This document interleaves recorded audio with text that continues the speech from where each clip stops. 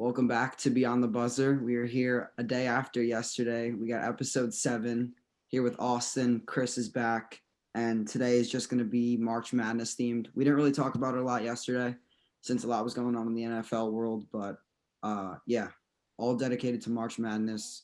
We're really excited that they're having a tournament this year since we missed out on it last year. So it's definitely a lot of hype around it, and we're basically just going to go through all the games, players to watch, some possible upsets. And yeah, so let's get it started. All right. So in the West, we have Gonzaga against they're the 1 seed against one of the playing teams. That'll either be Norfolk State or Appalachian State. Okay. Yeah, I mean, is it really a question? It's not even a Yeah, no. competition. Gonzaga is going to win that game by a landslide. I think Gonzaga has three top tier players in Corey Kispert, Andrew Nembhard, former transfer from University of Florida, and Jalen Suggs, up and coming freshman. It's not even going to be a competition. Gonzaga wins. Yeah, they're 26-0. No matter who wins that playing game, they're probably going to come away with it. Next, we have Oklahoma and Missouri, an 8-9 matchup. What are you guys predictions on that? Some players in that game. I think Oklahoma's gonna win. Oklahoma has better shooting. Missouri can't shoot. They shoot like 32% or something. And Oklahoma, I mean, they have Austin Reeves as their primary ball handler. He's gonna probably score like 20 or something, and he'll be what makes them go. And Brady Manek's a good shooter. I just don't think that Missouri will have enough offense. I'm with Chris on that. I think that Oklahoma's going to win. They barely lost to Texas. They barely lost to Oklahoma State. They barely lost to Kansas. All their losses in their big games that in their division in the Big 12, they barely lost. They beat Iowa State in the Big 12 tournament. I saw them play recently in one of their games before the tournament. I think they played Alabama. They won that game, I'm pretty sure. It's not good. I think that Missouri's not going to even stand a chance. Missouri almost lost to Florida. It's over.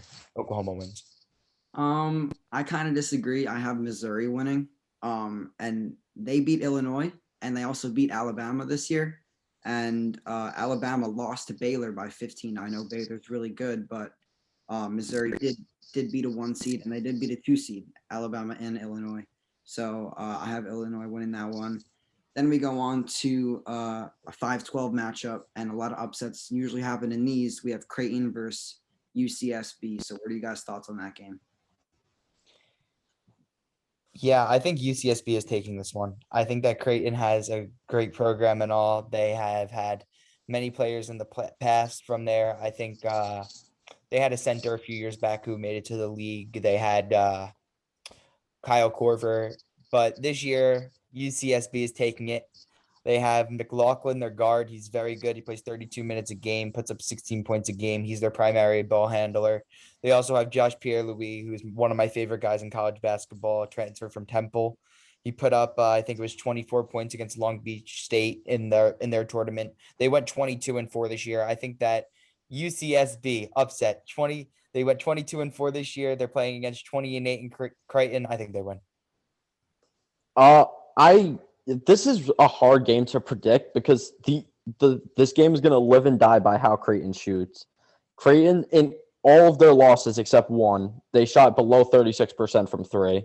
And their two best players, Marcus Zagrowski and Mitch Ballack, both shoot over 40%, and they both take a lot of threes a game. But if they're missing, they're not even going to stand a chance. But if they're on fire, there's nothing UCSB is going to be able to do. Yeah, they've proven that they're one of the best 3-point shooting teams in the country. And I agree with you. I think they're going to live or die on that 3-point. If it's going, they'll win. If it's not, UCSB can take a big upset here. Here's an interesting stat about just March Madness in general.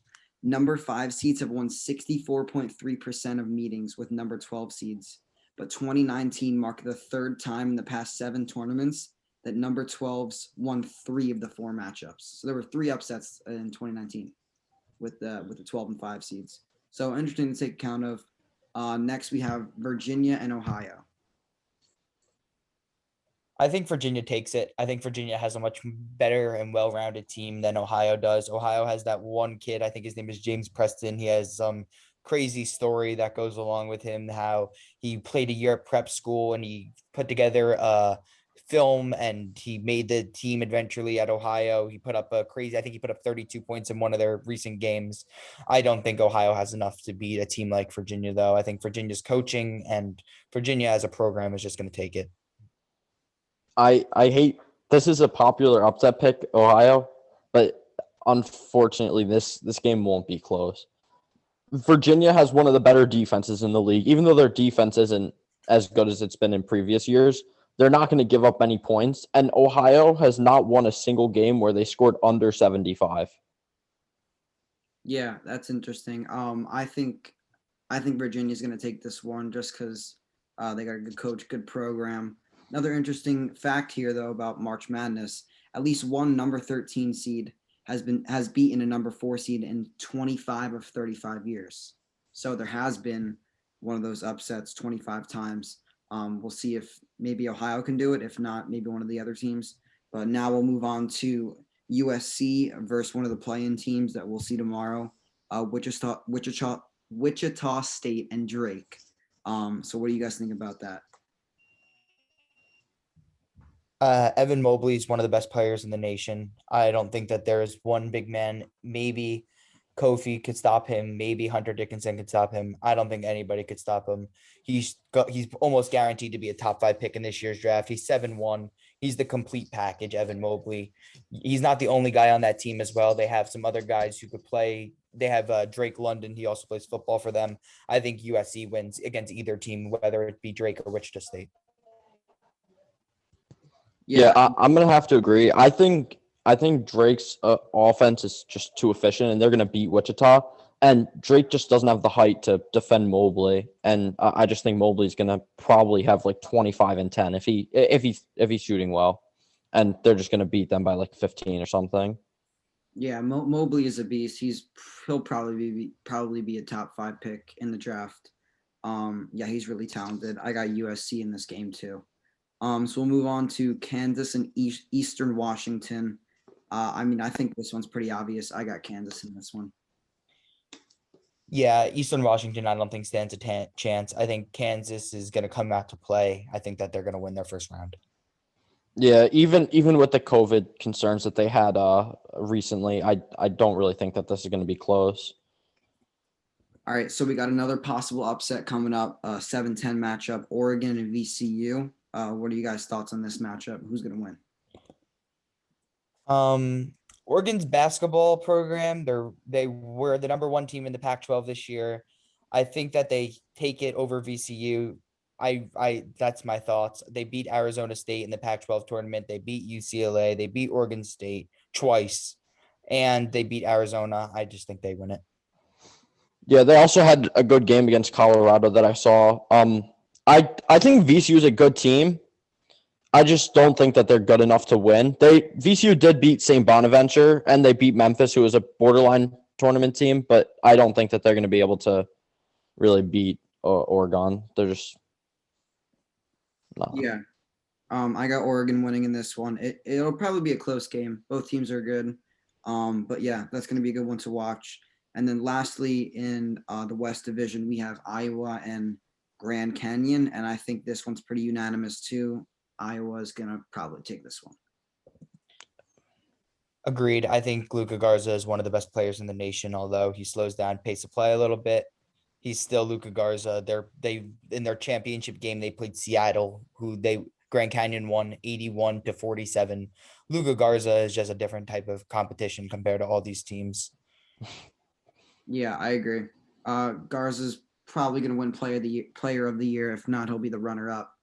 And I think he's got a pretty good supporting cast too. It's not just him running the show.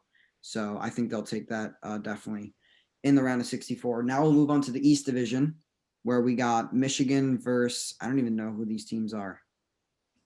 But Mount St. Mary and Texas Southern. There you go. Playing game. Michigan is probably going to win. Yeah. Could have been Mississippi State University for the MSU. They're still not winning. Michigan all the way. Yeah. Number 1 seeds are 139-1 against 16 seeds. And we know where that one is from. But we'll move on to another possible kind of upset, even though it's an 8-9 LSU versus St. Bonaventure. What do you guys think about the outcome of that game? Yeah, I think LSU takes it. Sister Jean will be there, 101 years old, going strong. You saw what happened last time in the Sister tournament Jean's with them. Loyola Chicago. Oh, wait, this is St. Bonaventure? Yeah, Oh, I missed the team. LSU My St. bad. LSU takes the cake. It doesn't matter. Bonaventure. LSU wins. Cam Thomas is too good to stop. Game over. Yeah, LSU have really good scores with Watford, Devontae Moore. And the big problem with LSU is their interior defense. And I don't really see their interior defense being a problem with St. Bonaventure because their two highest scoring players are both guards. So they should be able to take this. I think this is gonna be an interesting game with them and Michigan, assuming they both get there. Yeah, I mean, I got LSU on this one too. And coming up, we've got another 5-12 matchup, Colorado versus Georgetown. Do you guys smell a possible upset in this? I do. I think that Patrick Ewing is an amazing coach. I think that he's going to fire his guys up. I think he wants to get out of the first round. I think that he beats a Colorado team. Yeah, this is a popular upset I'm aiming for. Georgetown in the regular season before the conference tournament was something like 9-12 or 10-12 or something. And guard play is so important in March, and McKinley Wright is just going to be able to lead Colorado to a win. I got Georgetown taking the upset on this one. They finished 13-12, which is honestly not that great when you're using the eye test, but they won the Big East and they had a pretty miraculous run. And Patrick Ewing is a great coach. He's going to get his team fired up. I think this could definitely be a possible upset, even though Colorado is also a good team. So we'll move on to a 4-13 matchup. We got Florida State and UNC Greensboro. I think Florida State's going to take the cake on this one. Yeah, I'm with you on that, Dylan. Scotty Barnes is unstoppable. No one's going to stop that kid, especially on UNC Greensboro. Yeah, no. Yeah, Florida State always is a very deep team, and they're very good defensively. And I don't see them. I think this is going to be one of the biggest blowouts of any 4-13 game we've ever seen. This just All right, bold take. All right, next we got a 6-11 matchup, BYU, and then we got the play-in Michigan State and UCLA. I'd like to see UCLA in it. I like to see them in the tournament. I think that they would have a chance if UCLA is in, but it doesn't really matter. I still think the other team's going to take it. I disagree. I think Michigan State is going to beat UCLA, and I think Michigan State is going to beat BYU. Yes, BYU is 20-6. Yes, BYU is 20-3 against teams not named Gonzaga. But I just think there's something about Izzo coaching in March that makes me think that they're going to be able to win this. Yeah, I have Michigan State in this one. They always seem to make a deep run. They beat Duke 2 years ago.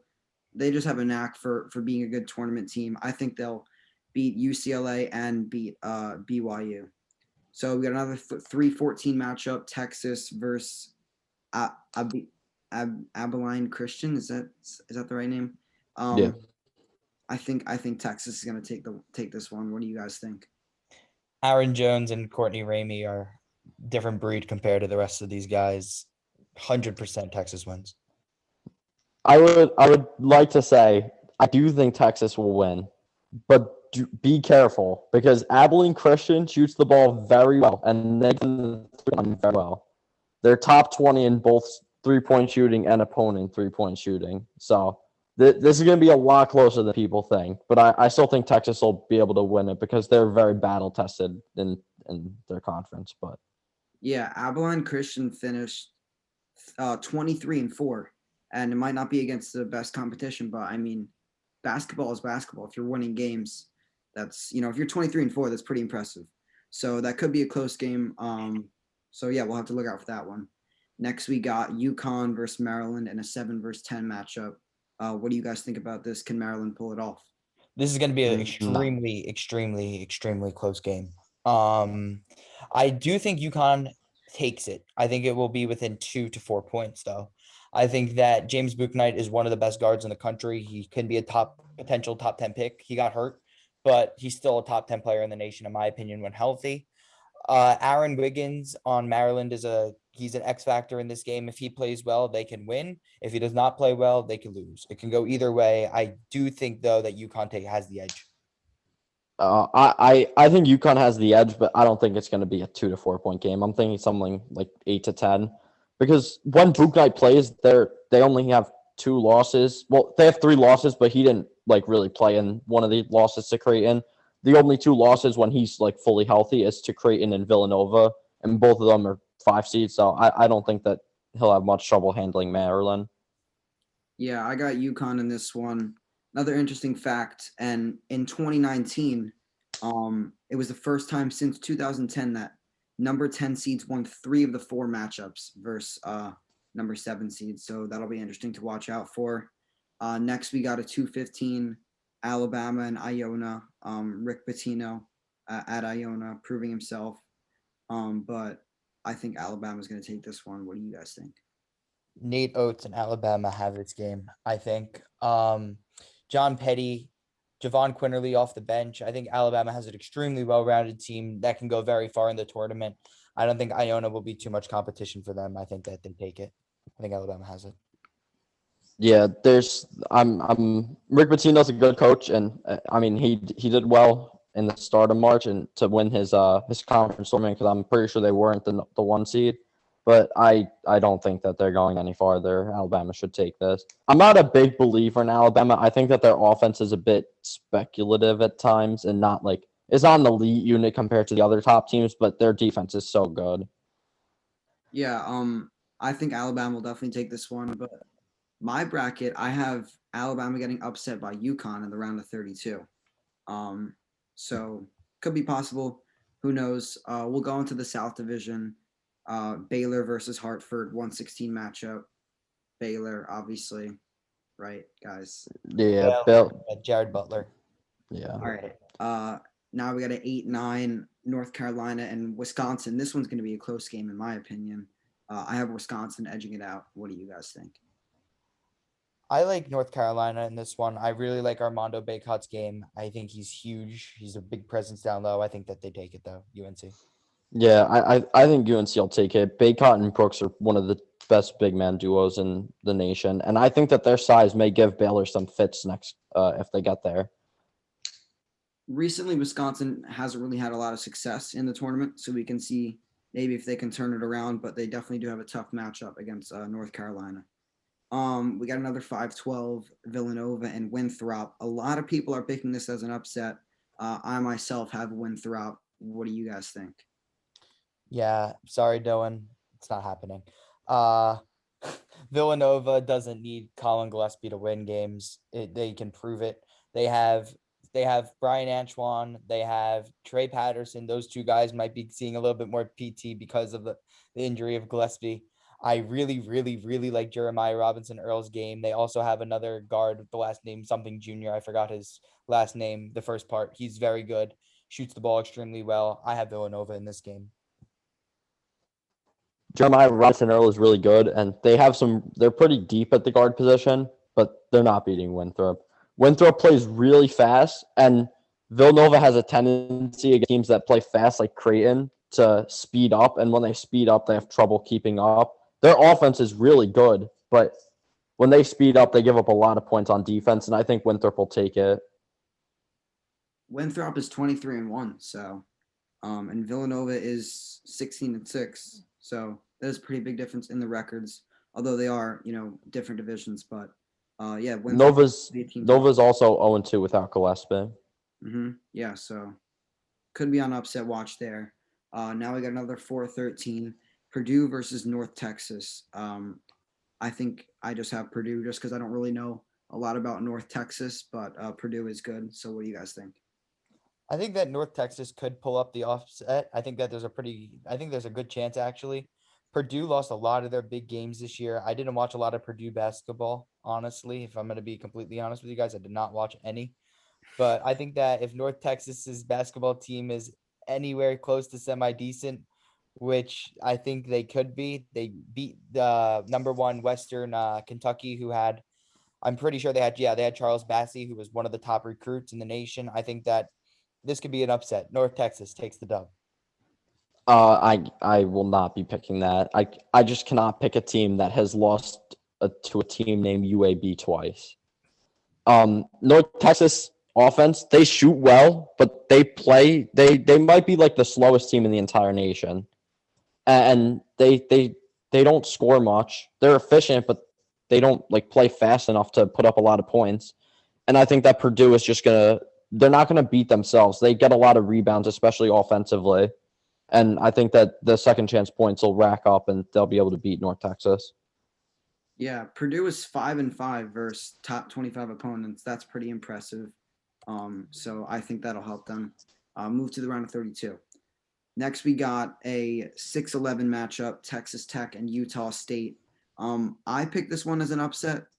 I don't really know why. I got a feeling Utah State's gonna pull it off. What do you guys think? I think that Texas Tech takes it. They have Terrence Shannon, who's a very good guard, and Mac McClung, another very good guard. They upset Texas. I think that they win this game against Utah State. Yeah, I'm gonna have to agree. McClung, Kyler Edwards, and Shannon is one of the best guard trios in the league and in the nation. And the Chris Beard is a very good coach come this time. I mean, we did. He led a team with Jarrett Culver to the Final Four, and I think that they're going to keep up their success in March. Yeah, that could definitely be possible. My justification for Utah State winning is purely because it's March Madness, and just because you got to pick a couple upsets. Like something's gonna happen. So that's why I pick Utah State. Next, we'll move on to Arkansas and Colgate, another decently popular upset that could be happening. I think I have Arkansas winning in this one. Moses Moody is really good. He'll probably be a lottery pick. What do you guys think?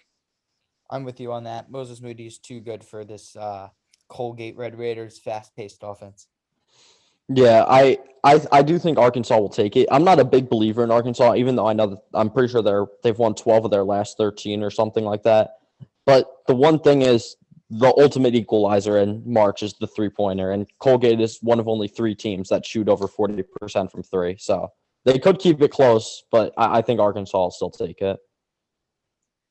All right, next we got Florida and Virginia Tech. Austin, I'll let you take this one.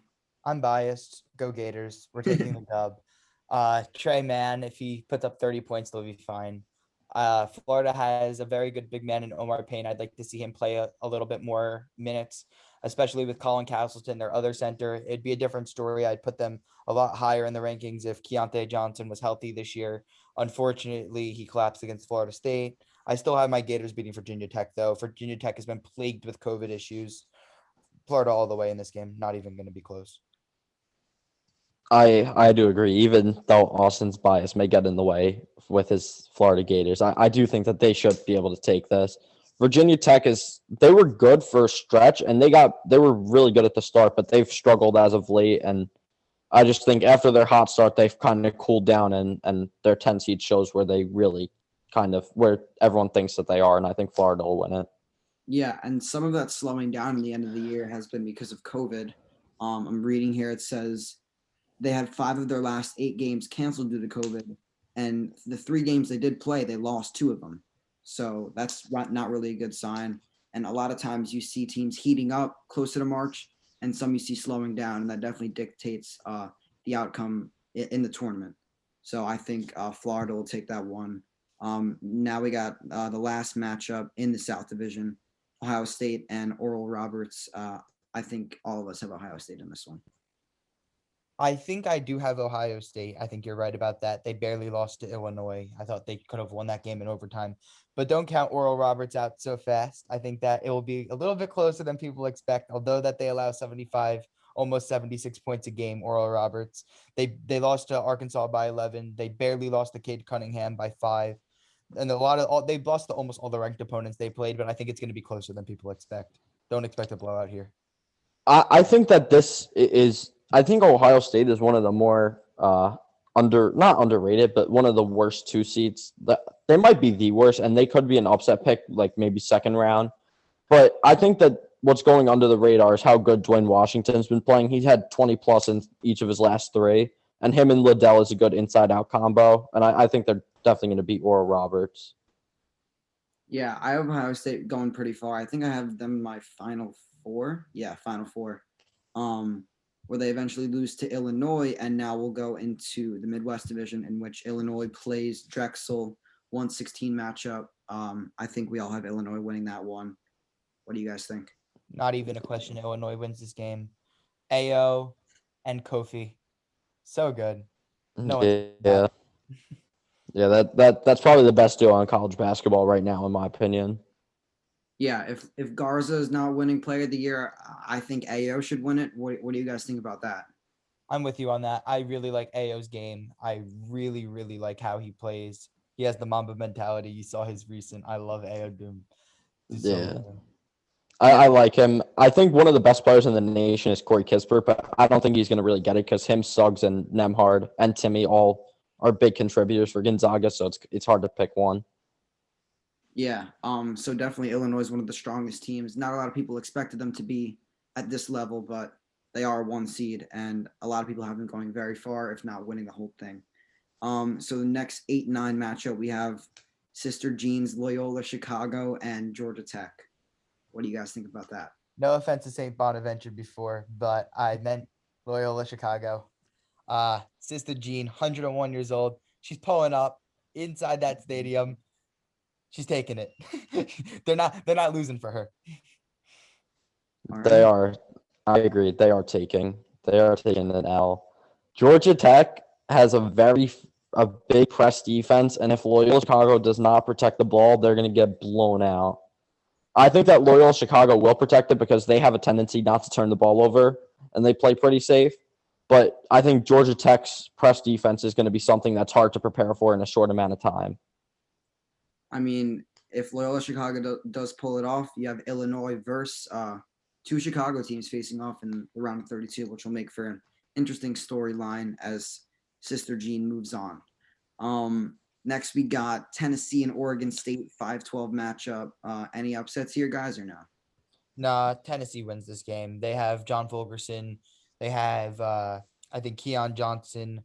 They beat Florida both times they played them, and they lost to them once as well. But Tennessee's basketball program that they built over there with Jaden Springer, no way that they are losing this early in the tournament. I really like Tennessee's basketball program, what they built over there.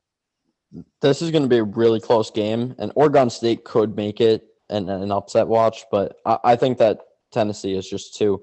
They're pretty consistent. More they end up making it like really deep. Like they don't go Elite Eight, Final Four, but you'll never really see them lose first round. And I think that continues here. Yeah. Tennessee is a good basketball program, as you said. You don't really see them losing that early. I got Tennessee in this one too. Now we're going to a 4-13 matchup where we have Cade Cunningham's Oklahoma State and Liberty. Cade Cunningham, obviously, probably the best freshman, definitely the best freshman in the country this year. He was all NCAA first team. I got Oklahoma State winning in this matchup. What do you guys think? As long as Cade Cunningham is on the floor, they're going to be winning games. Cade Cunningham is almost unanimously, in my opinion, now the number 1 overall pick in the draft. I think that they should be able to make it to the Sweet 16, in my opinion. I think that they can beat Tennessee head to head just if Cade Cunningham does his thing and has a good shooting night. And I think that not even a competition in this game. Cade Cunningham is unanimously going to win that in this game. Yeah, I'm not going to go as far. I'm not saying Liberty will win. I do think Oklahoma State is kind of overrated now, but I'm not a big believer in Liberty or Tennessee beating them. That I think that they will end up in the Sweet 16, but I don't think that. I think that they might be the worst 4 seed. They're definitely not the best, but Yeah, that's definitely a valid point. Speaking of Sweet 16, if they do make it there, they'll probably have to meet Illinois, which would make for a really good game. And so we'll move on with a 6-11 matchup. We have San Diego State and Syracuse. Any upsets here, guys? Yes, Syracuse will be beating San Diego State, if you were to ask me. Syracuse kept all their ACC competitions at the end of the year extremely, extremely close. They lost to Virginia twice. They lost once to North Carolina. And I just think that Syracuse has the team to win it. And they put up 71 points a game. I think that they win it. I would have to disagree. That's 71 points a game. It's okay, but it's not going to be 71 points when you're playing a top 10 defense. And San Diego State's defense is really good, and I just think that they're going to end up taking it. They're playing really well as of late, and I think that we will see an upside in this area of the bracket, just not this round. Speaking of defense and San Diego State, they only let up 60 points a game, which is definitely among the top in the country.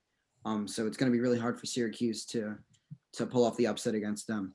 Now we got a 3-14 matchup, West Virginia and Morehead State. I think most people have West Virginia winning in this. What about you guys? Morehead State's going to win. I think West Virginia is completely overrated. Florida beat them. Enough said there. I think that there's a chance that Morehead State does upset them, but they beat Belmont twice. They lost to Ohio State. They got absolutely murdered, and they also got murdered to Clemson when Clemson was home, and Ohio State was home as well. I think that this is going to be closer than people expected. I think that Derek Culver is a bit overrated. I think people are making him out to seem like he's a much better player than he really is. I think Morehead State actually does take this though.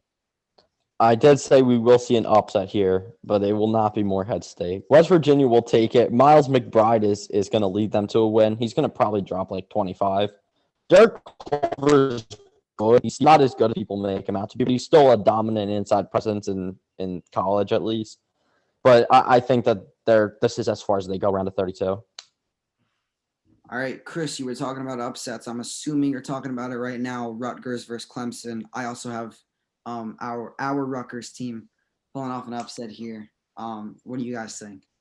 I'm with you. Rutgers wins this game. I think that they're going to beat Clemson. They are a Big Ten team. They have Ron Harper Jr., who I really, really like. They have Big Cliff. I think that Rutgers takes it. Yeah, I cannot be picking Clemson to win this game. They have to be the most inconsistent team in college basketball history. I've seen them play some really, really good games. I've seen them play some really, really bad games, and I can't be picking that at all. And last but not least, we got Houston versus Cleveland State, 2-15 matchup. Houston's been really good this year. I think most people have them winning this game easily. What do you guys think? Quentin Grimes is too good. Quentin Grimes leads them to this game. Quentin Grimes could also lead them to the Final Four. Unpopular opinion.